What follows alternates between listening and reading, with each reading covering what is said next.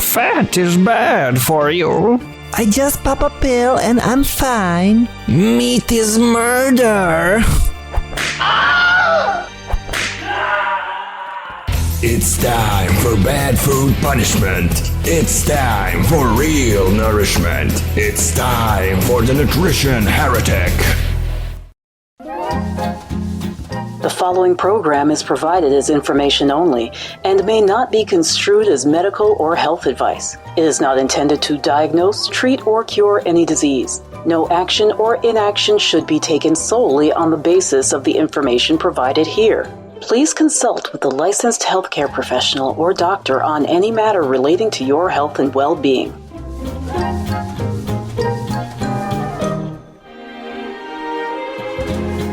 Hello and welcome to the Nutrition Heretic podcast. This is Adrienne Hugh, the Nutrition Heretic.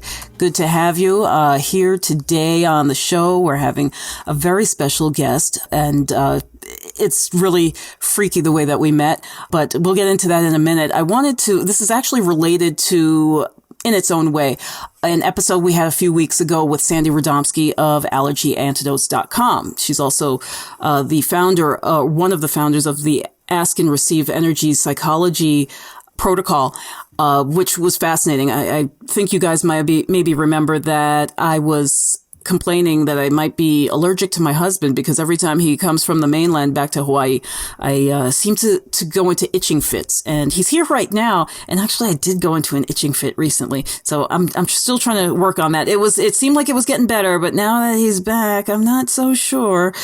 Our guest today is Christina Heike.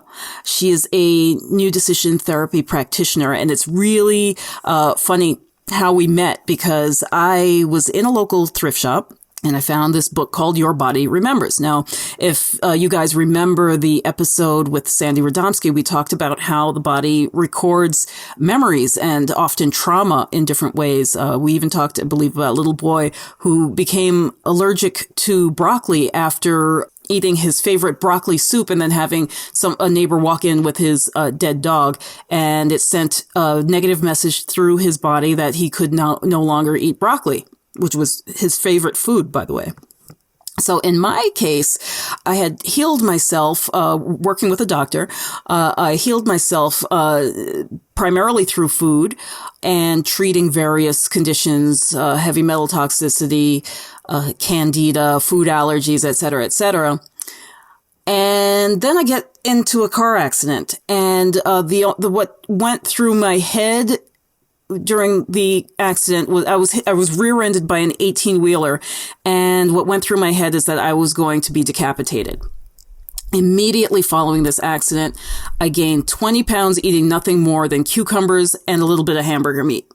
And this happened over a 2-week period. I gained 20 pounds of pure anxiety, water weight, whatever you want to call it. So it was extremely traumatic for me. It basically brought up a childhood memory of a car pileup that I had seen where it was reported that someone was decapitated. So this, courses through my body. I end up being allergic to the very next food that I see somebody eating, which is an egg.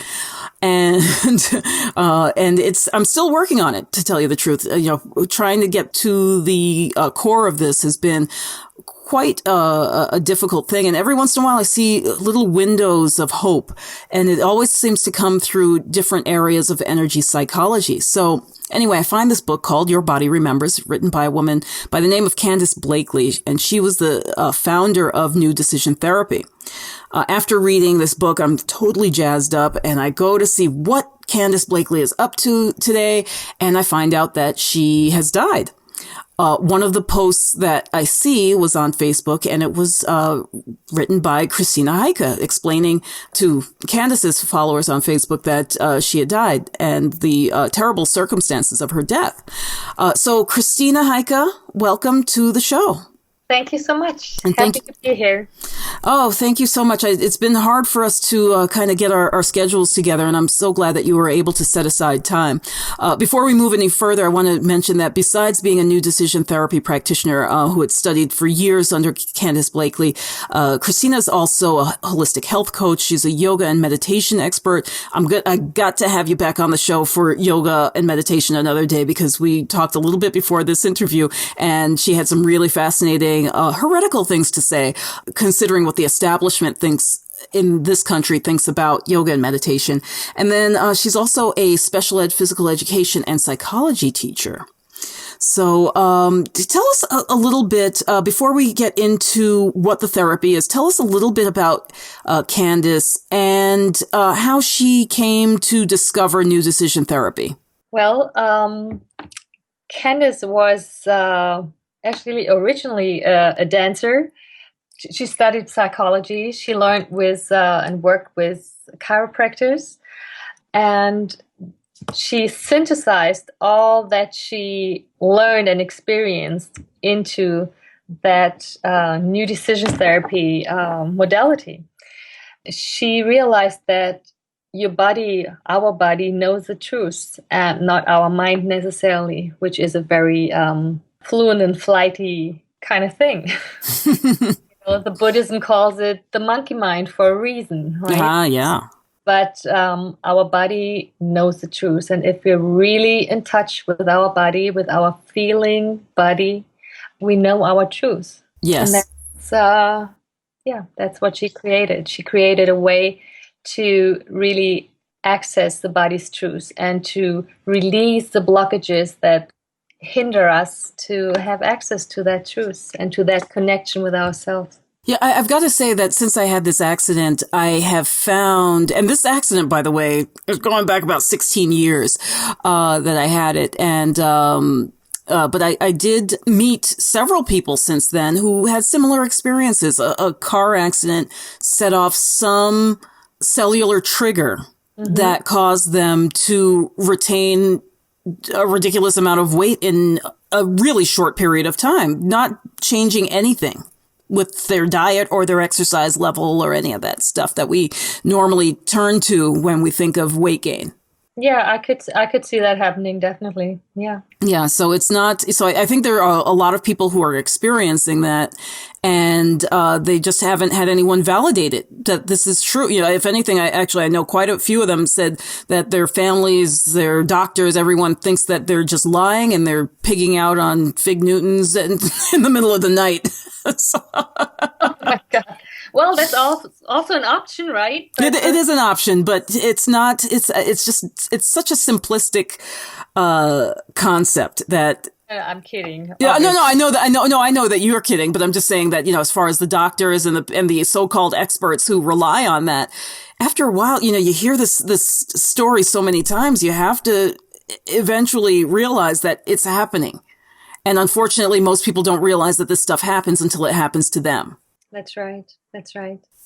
So, what makes NDT, New Decision Therapy, different from other energy psychology techniques like EFT, which is probably the best known around the globe, and then, you know, other ones like Ask and Receive, which I'm not sure if you're familiar with that one, but.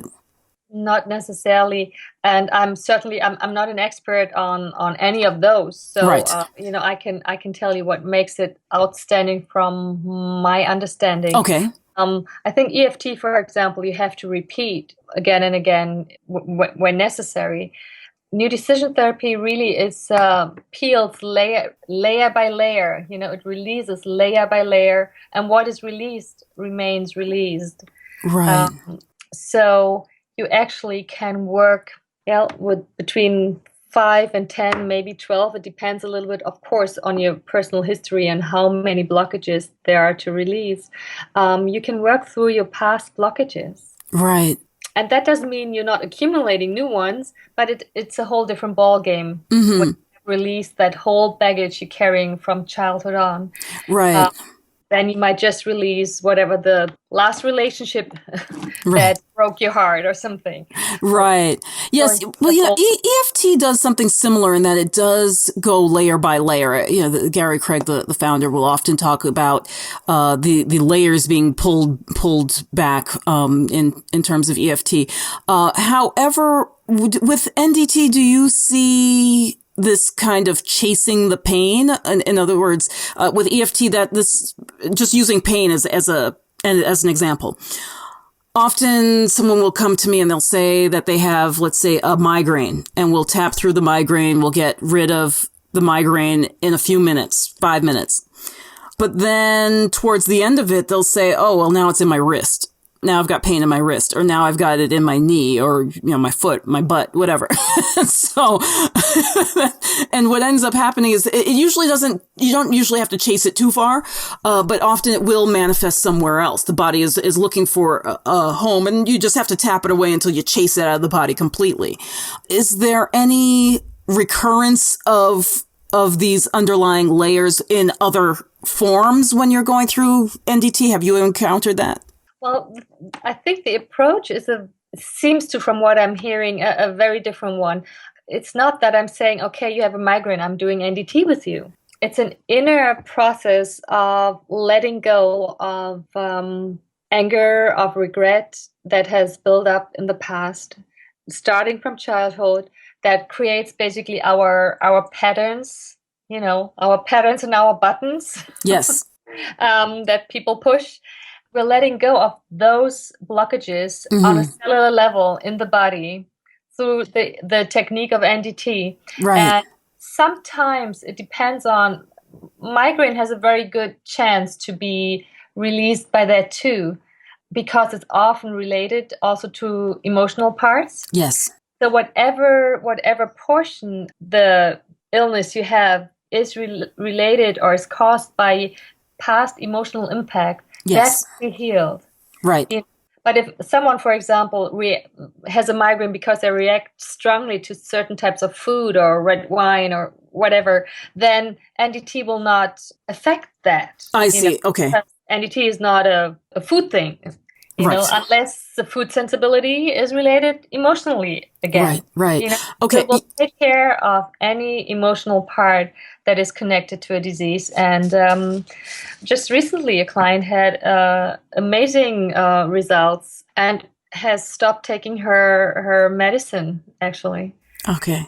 She had immense digestive problems that were only she could only deal with it while taking medicine. Okay. Twice a day. Right. Well, EFT actually, I use pain as an example, but even when we tap through pain, we're looking at the emotional component behind it.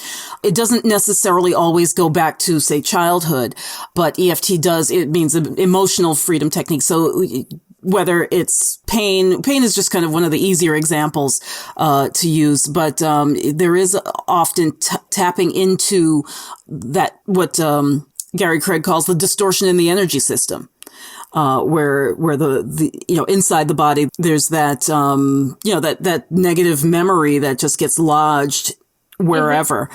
So I think EFT maybe straddles two areas where it could also, for lack of a better description, psych you out if you have, say, drank the red wine or ate the chocolate or whatever precipitated the pain. But it also goes deeper to maybe that me seeing that egg after having this car accident and then developing an allergy to it. See where I'm going? Yes. It sounds also a little bit like NLP, where you reprogram things. Yeah. It could be a great combination with new decision therapy. Right. So tell me, when I read Candace's book, she talks about a death wish. What's that? Can you explain that to people? Yes, she is always very strong in her wording. So the death wish relates to when and how you you store those traumas in the body. That she says that those stored traumas resemble a death wish. Mm-hmm. And actually, it's not only the biggest traumas you experience; it's often the last straw. Let's say as a child, you get repeatedly ignored by your mom because for whatever reason, you have 10 other siblings, or, she goes through difficulties herself.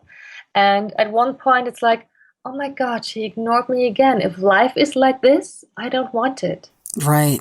And that would be the death wish. And that gets stored on a cellular level, creates an energy blockage on a cellular level. And especially the ones that are early in childhood are often not accessible anymore through our regular thinking, feeling mind. And so we have really difficulties also with psychotherapy, difficulties accessing them. And NDT can access them because we go through the body with applied kinesiology. And so through the muscle testings, we can pinpoint the emotions, we can pinpoint the point in time when it happened. And usually through those different techniques, we actually help the client access their memory bank. Right. And Okay. Can release it consciously, and instead of the death wish, we can set a new decision. To say, I'm ready to be happy. I'm ready to be healthy. I really, I'm ready to be fully seen and accepted for who I am, and I'm ready to do the same for others. Like you're creating a new imprint. Right. So the death wish then is the thing that makes some people seem like they're constantly being followed by bad health.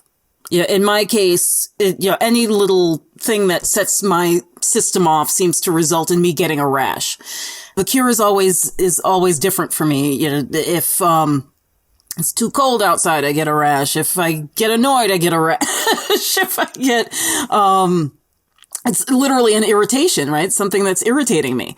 I see it as, quite metaphorical from that standpoint.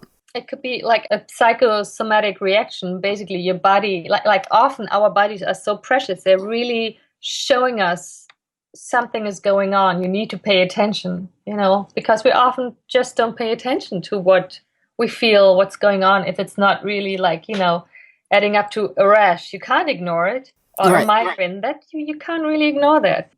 I have a very close friend. She is so good in ignoring her body. She usually has accidents in order to kind of get the wake-up call. Right. So we all have a different set of things that often our body shows us. Yeah. Right. The book, Your Body Remembers, Your Body Knows the Truth. Even if you don't do NDT, our body is an amazing tool that reflects back to us that something is going on. This is true that our body is often giving us clues, and very often, especially in today's modern, fast-paced world, we're just not heeding that, and we're not listening to what the body's trying to tell us. So it's forcing us to pay attention to it. That's right. And it's so much easier to pop a pill, against the migraine, even though that is hard for migraines because that often doesn't even work. But yeah.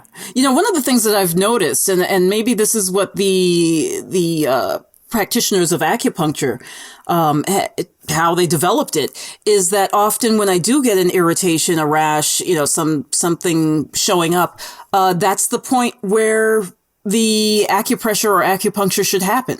Mm-hmm. So if, I just noticed something on my abdomen, so I'm not sure what is misbehaving, but I'm pretty sure that's the point that I should be massaging at night or whenever. And I've noticed that very, often things that I might be dealing with, whether I have been going through a bout of, I don't want to call it insomnia, but, not sleeping as well as I think I should, or, a skin irritation.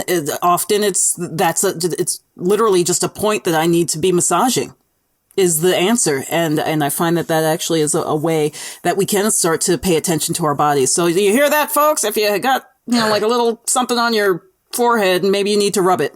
Okay, so you would massage the place where your rash is? Yeah, depending on where it is. Like I notice if I get something like on my temples, like that's often something going on with my adrenals. And if I rub that, it seems to, one of the prescriptions for the adrenals is rubbing the temples.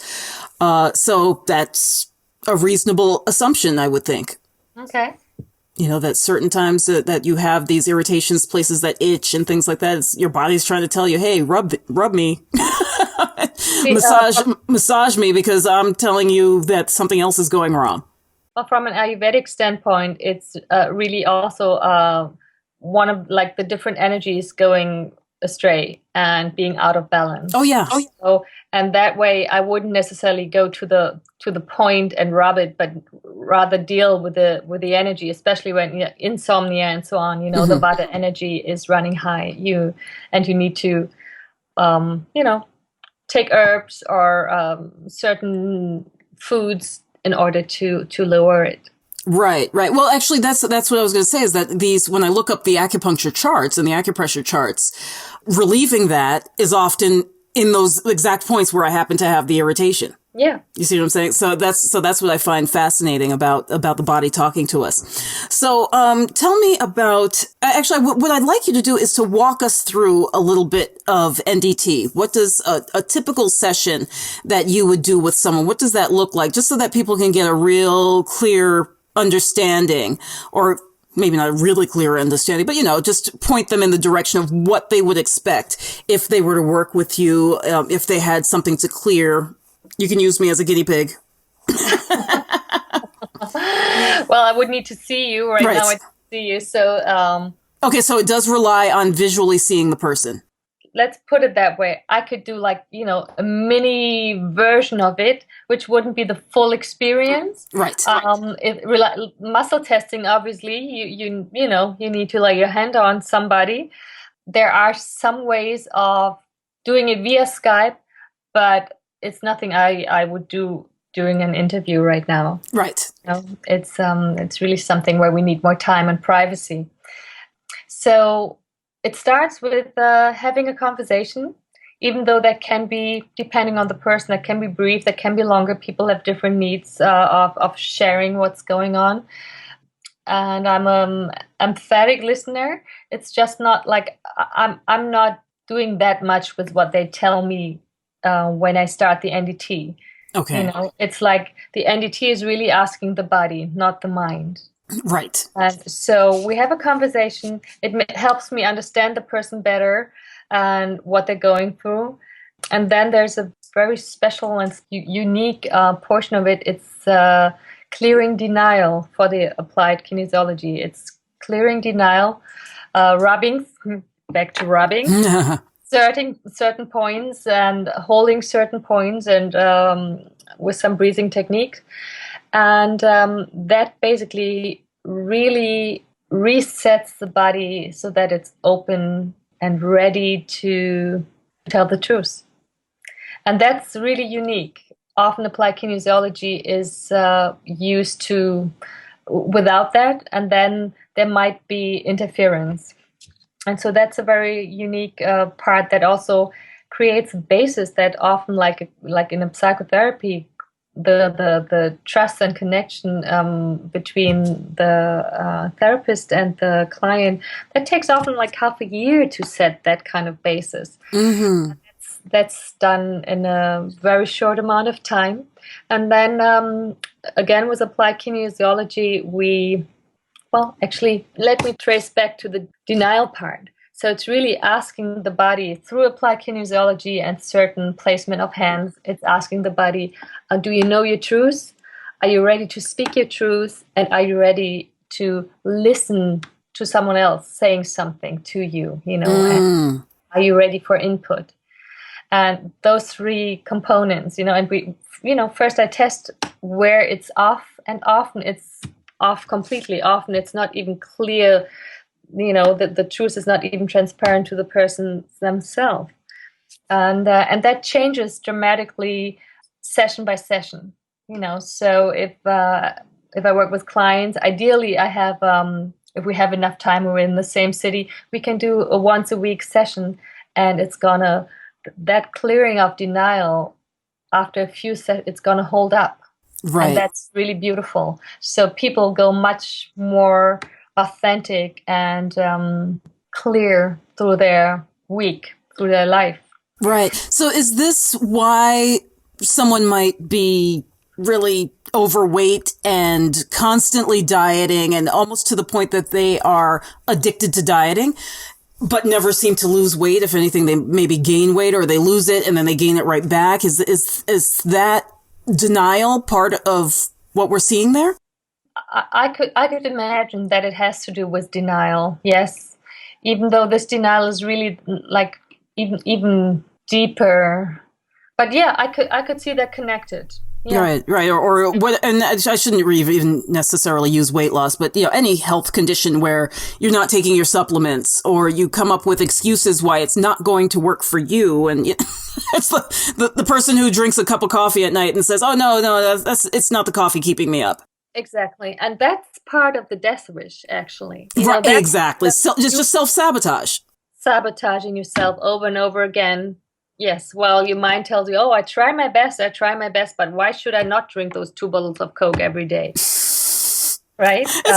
Everything, and that's when everybody says to me, everything in moderation. I believe in everything in moderation, but you're 700 pounds. But, I really believe in everything in moderation, and they're reaching for like a donut with the other hand. So it's... Well, it's just one, it could be 10. Right, exactly. Oh, did I ever tell you that the first person to use the everything in moderation speech, which technically is moderation in all things, was the man who I called my grandfather. He lived to be 103.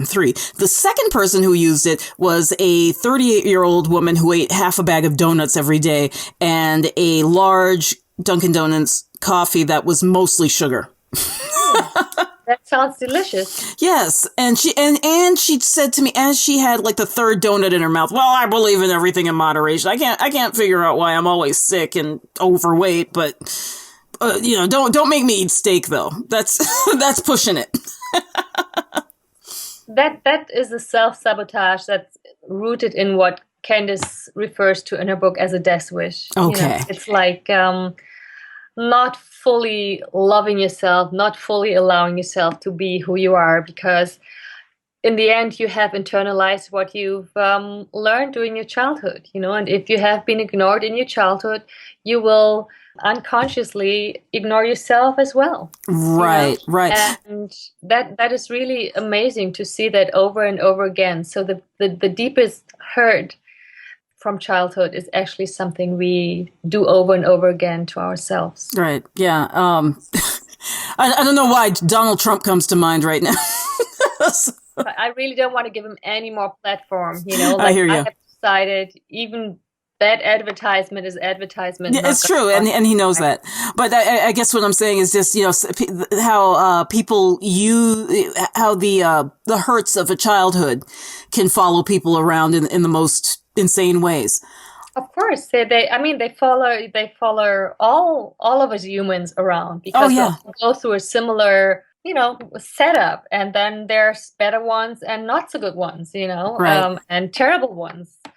And but it's even enough to be constantly ignored when you want to have attention. There doesn't have to be like an ill-meaning parent, for a child to be like, oh my God, she's not looking at me. She's not.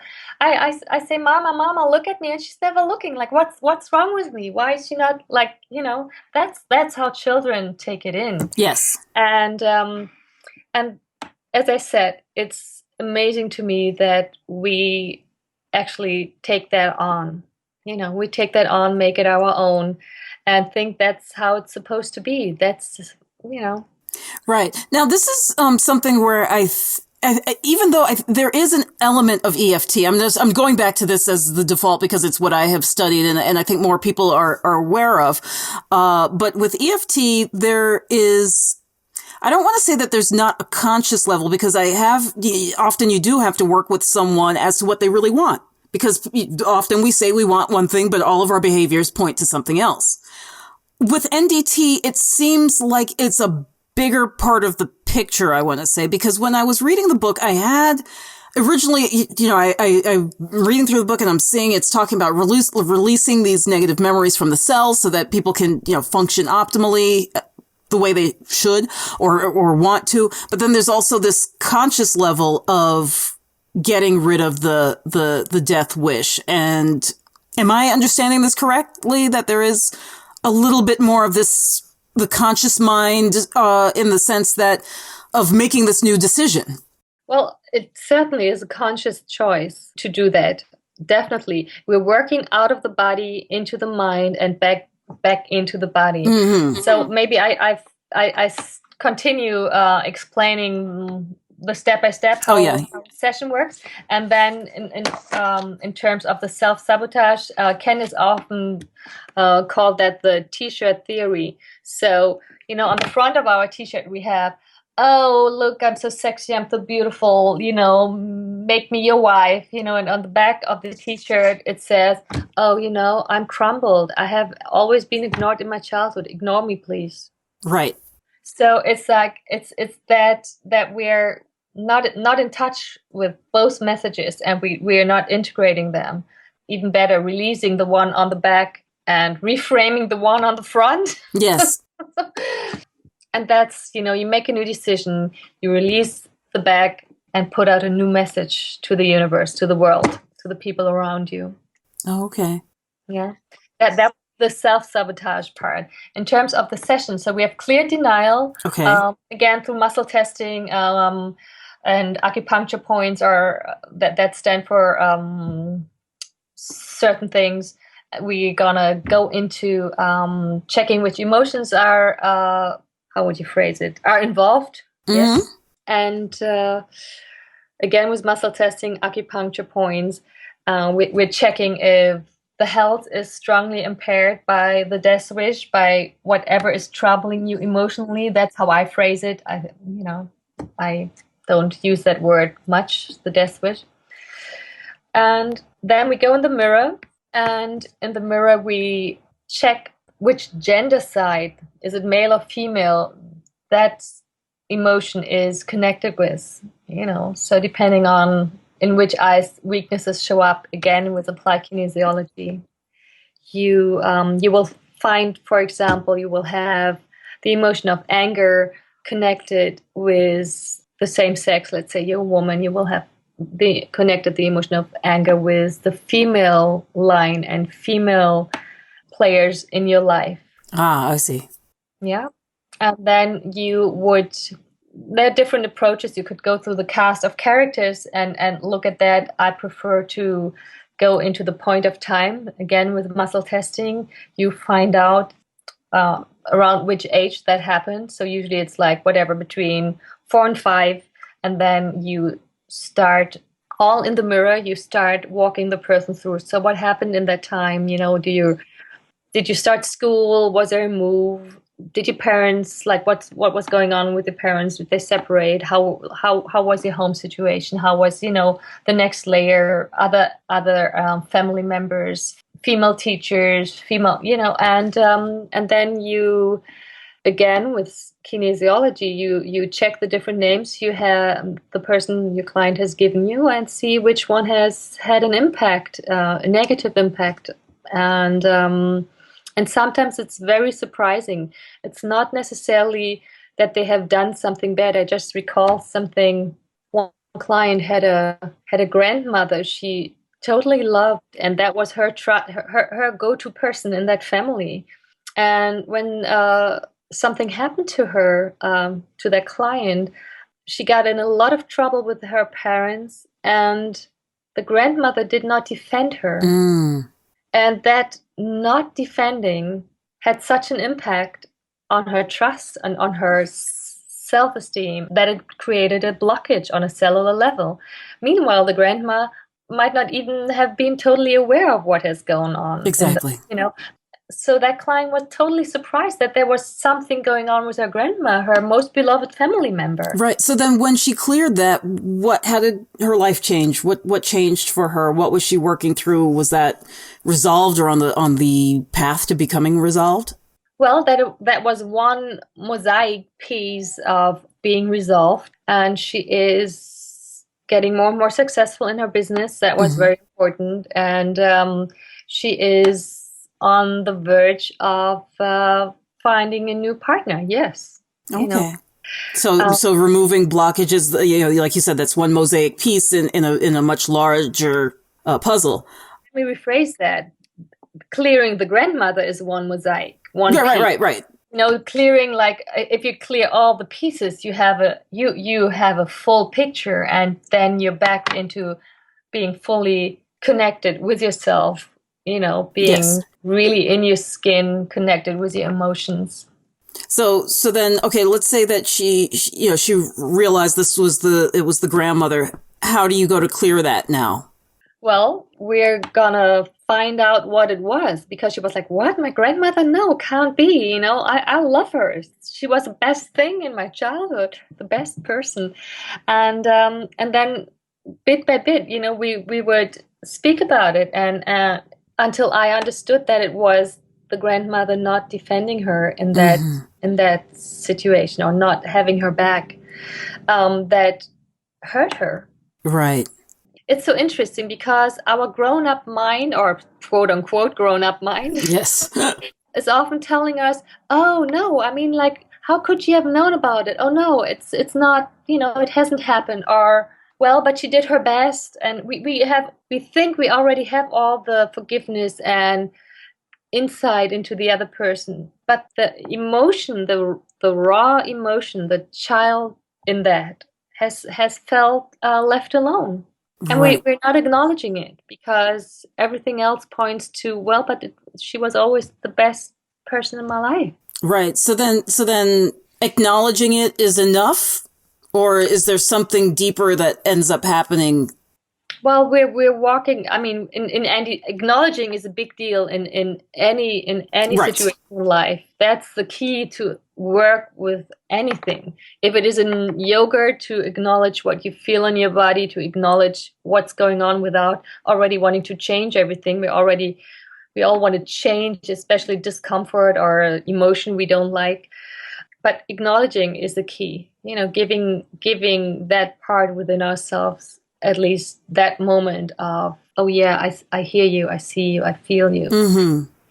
NDT goes further and helps that part to heal. Okay. And in the mirror, you envision in that case, your grandmother, and you go through forgiveness. "Grandma, I forgive you for not having my back at that time. Right. I understand you didn't know better, or you didn't even know what was going on." Exactly. I let go of my anger towards you, Grandma, for not having my back. It depends on how deep it goes. Right. The phrasing of the sentences I'll do together with the client. It could also go to, "I forgive you for betraying my trust, Grandma." Mm-hmm. Because that might have been exactly what the little girl at that point felt. Right. Right? So it's almost like role playing, like in an NLP sense, right? Where you kind of put yourself back into that mindset and that gut reaction that you had. Well, that's my work. I support doing this. Yes, Right. I'm basically the spokesperson for that. And you continue with really loving and accepting the person for who they are fully.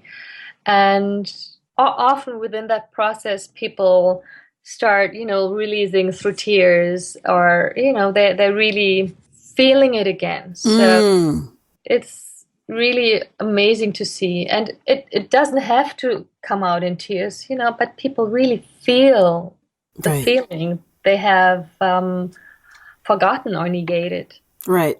Yeah. Well, I think of that as very similar to healing the body with food and supplements, for example, where sometimes your body has to go through getting sick again to release, particularly after you've taken a lot of antibiotics and vaccines and things that suppress the immune system. And you're healing the troubles that you're having externally, but sometimes you have to get sick to get the rest of that gunk out of your system, for lack of a better description. So that's how I see the tears is. What you're describing, I would really compare with why people come to have sessions with me. Okay. It's like feeling like, their relationships are falling apart. Right. It's not working well. They're struggling. Right. it's often someone who's really like, I know there's something I can't, like, that's why I started doing it. You know, I realized there's something, no matter what I did, I have lived consciously for like many years. I've, you know, myself started yoga when I was 12. I looked into consciousness extension programs. I had my first spiritual teacher when I was 18. There was like, I always searched for the thing that would enable me to be able to live freely from and not be stuck in certain patterns I could already see in my early 20s in relationships. I'm like, dang, if that's how it's supposed to be, no. Something needs to change here. Right. You know, it's like something, and on a level that is deeper than I experience in therapy. You know, I appreciated therapy, but it's definitely another much deeper layer that is addressed by NDT. Right. So I was really tremendously excited when I heard a public talk by Candice, actually in Kentucky, Louisville, Kentucky, in '98, and was very excited to hear what she was saying, but also very skeptical. You know, I said to her face, I'm like, you know, it sounds amazing, but I only believe it when I experience it. You know, everybody says that. Everybody says, oh, you know, we have the tool to, like, you're going to be like totally changed and you're going to, you know, be happy ever after kind of thing. You know, like there's so much on the market. Yes, exactly. Well, you know, one of the things that is interesting about this, or even EFT and allergy antidotes, all of these, is they, on one hand, they sound very easy. But I could also see people thinking like, damn, that's a lot of work. You know, like I don't have all the time to go back, you know, week after week and look at myself in the mirror and have somebody press my muscles and do all of this stuff. Is it a lot of work? I mean, it seems like it is, and that's not necessarily a bad thing. I think it's less work than your typical psychotherapy session, but I mean, how many years does someone who really wants to work on themselves and change something go to therapy, psychotherapy? Absolutely. 2 years, 3 years, 4 years, or like with breaks, several chunks of those times, again and again in their lives when something comes up. So compared to that, it's really a tiny amount. It's you go have 10 sessions, 12 sessions. And then the beauty is that you also have, after you've cleared out your past, you know, you have, we have a piece that's called cantillation. That's what I wanted to ask you about lastly, because we're going to wrap up soon. Tell us about cantillation. Well, cantillation is really about revealing your purpose on the planet, you know, walking your gut walk, like living your heart's song, finding out what you truly came here for, to manifest. And that's obviously unique for every person. And sometimes we're so detached that we're not really sure what it is, or we have so many things that we're not sure what to choose next. And so cantillation enables you to get ready for the next step of manifesting what you want to manifest. Is that done in a similar manner in terms of using the applied kinesiology and the questioning, that type of thing? Yes, it uses muscle testing. It has a much broader map of acupuncture points that are combined with thought forms. I jump with joy. I have peace and happiness, or I feel safe and secure, or my sexual energies are balanced. So there, I don't, how many are there? 10, 12. We're going through, and we're checking. In this case, we're checking which thought, which emotion is not strong in the muscle testing. So, you know, if you want to be an entrepreneur and build up a business, and you don't feel safe and secure, how can you, leave your secure job ever to do that? So this needs to be strengthened and put back into full support, full strength, in order for you to consider the next step. Right. You know? And it's somewhat similar. So you do a level 5 clearing, and in the end, it's all about, also in NDT, the very core is forgiving yourself, right? Right. Forgiving yourself for I stick to my example for ignoring yourself as well, not taking care of yourself fully.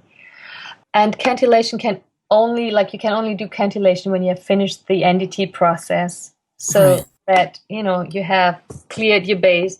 Candice was always very figurative in her speech. She said, well, if you don't do NDT before you do cantillation, it's like whipped cream on shit. Yeah. So we don't do whipped cream on shit. We do whipped cream on a really nice fruit cocktail. Whatever our talents are, which we carry in there. So NDT has to be finished. The clearing of your core itself has to be finished in order to do cantillation. Then again, it is about, forgiving yourself for withholding safety and security from your life until now and bringing it back into your system. And it works. That's the amazing part. This might all sound like I said to Ken as well, it sounds all great. But I've seen it work over and over again, and it's really amazing. Even if they don't cry, they have such a tremendous sense of relief. It's like they go out of a session and have a deep sense of, well, relaxation is not the right word. It's really relief. Sometimes tiredness kicks in, but there's a lightness and a relief and a sense of joy and hope, which is described over and over again, and after a session, they go through an emotional flux for up to 3 days, where I really tell them to take it slow, to self-care, to nurture themselves. And it's so, I just love that work, seeing how, sometimes it's not easy to go through that emotional path again and to the point to release, to touch that emotion that we have hidden from us for such a long time. Yes. Right? Well, that's why I was likening it to dealing with illness through nutrition, or whatever, let's say holistic modality where you're working with the body as opposed to against the body. Because what happens is a lot of people, because they've been taking antibiotics and they've been taking over-the-counter medications and they've been taking their aspirin, Advil, whatever, all this disease is shoved down in their tissues. When they start to heal the body, suddenly they get sick. And actually, one really good example was a little boy. He was autistic, and his mom said, "Oh, he never gets sick, whatever." And I'm thinking to myself, but I could see on his aura that there was an illness sitting there. I don't really read auras, but in this kid, I could see that there was something incongruent with what she was saying and what I was seeing. And when he started to heal, she worked on his gut. And when he started to heal, he got, I think, 3 ear infections in 1 month. Something ridiculous. Like, it was just a ridiculous number of ear infections. And that was his vaccinations and his antibiotics he had taken prior to getting on the spectrum. All of this stuff just started coming up to the surface because the body was ready to deal with it. Sometimes the body has to suppress these things to function properly because it's too weak to deal with it otherwise. So, and the comparison would be that we're going into denial. Exactly. To not feel those emotions that are so painful. And when we in a session get back in touch with these emotions and integrate that part of us, it's like those blockages we have set, they're melting and releasing. And it's a tremendous, it's a weight off people's shoulders, and I get that feedback all the time. Yes. And health shifting, weight shifting, relationships shifting in the course of all that, because it's a really, really deep change in people. You're not changing from like you don't become a different person, but you can truly embody who you are, and that's really beautiful to see. Very beautiful to see. Wow. Have you found anyone for whom it hasn't worked at all, or does everyone see some kind of progress And it's one of those things where it's going to depend, just like with nutrition, it's going to depend on how long they stick with it. But would you say that that everyone who comes through your door sees something, and then maybe some of them are scared of what they see and don't want to continue? I would say yes to the first part and yes to the second part as well. Yeah. Yes. Sometimes people are, they think they're ready to do the work, and then they get hesitant. That happens. Sure. Right. Well, the death wish is strong. The resistance, the internal resistance to change. Yes, that happens, and sometimes it takes a few months, a few years until someone comes back and says, "Oh, now I'm ready." Right. So, and sometimes people actually, I get that a lot. Actually, people they're like, "Oh no, I'm gonna go do this. It's so much easier," and they go to somebody who sells them shakes and whatever, and then they come back 2 years later and they're 30 pounds heavier than the last time I saw them. And they're like, okay, I'm ready. And then they start doing it and they're getting good results. And they're like, it's too much work. I found somebody who will do this for me and, massage me instead. Okay, fine. So then, they go away and then they come back 5 years later. But they keep coming back. So that's telling me that that I'm doing something right, that, that they are consistently seeing a result with me, but it's that commitment. It's getting to that point where they can let go of that crutch that maybe sometimes I think people rely on some of their illness to give them an excuse and out when they should be being more responsible about certain areas of their life or whatever their the underlying reason is. But it's not uncommon. Well, if you stick to the picture of we doing what is done to us to ourselves, right? Mm-hmm. And then this also is. Like, this is our comfort zone. Yes. This is the feeling we know and we live in and we have lived in for so long. And that's where we know our way around, even though it might be really uncomfortable and a lot of stumbling stones, but we kind of know the neighborhood. Right. And so it takes sometimes more courage, and depending on the person, more courage than they have at that point in time. And they need a moment longer, or they need more support. So that differs. But, just that one remark, I had a person who came in with a writer's block. Yeah. She was writing her PhD through this, and she could not continue. It was just like since months. Mm-hmm. And for that lady, it really took one session, and she was back on track. Wow. She didn't clear out all her past. She did that layer. And I mean, I could not, that's what I'm often asked, can I like how many more sessions? I'm like, I don't know. Your body will tell me, right. For that person, I could not have predicted that it just takes a session. Right. Exactly. Or I don't know that because I'm not determining what's going on. I'm practicing Candice Blakely's technique. And I'm guiding the person through their process. Right, you're a facilitator. You're not. Well, I'm more than that. I'm really, but I'm not manipulating anything. Yes, yeah, that's what I mean. I can't predict how many sessions a person needs. Right. Because it will come out very organically out of their system, and it also depends on how much they want to work on. Because come on, admit it, we're a never-ending source of buried memories and things that I don't know anyone who, I mean, unless they want to, but just needs one thing fixed in their life. It's not, I just need to take vitamin C and then everything in my life will be perfect, or I need to start juicing and then it'll fix all of my health problems. It's very rarely just a one-shot approach. But if that's all you want to work on, that's all you want to work on.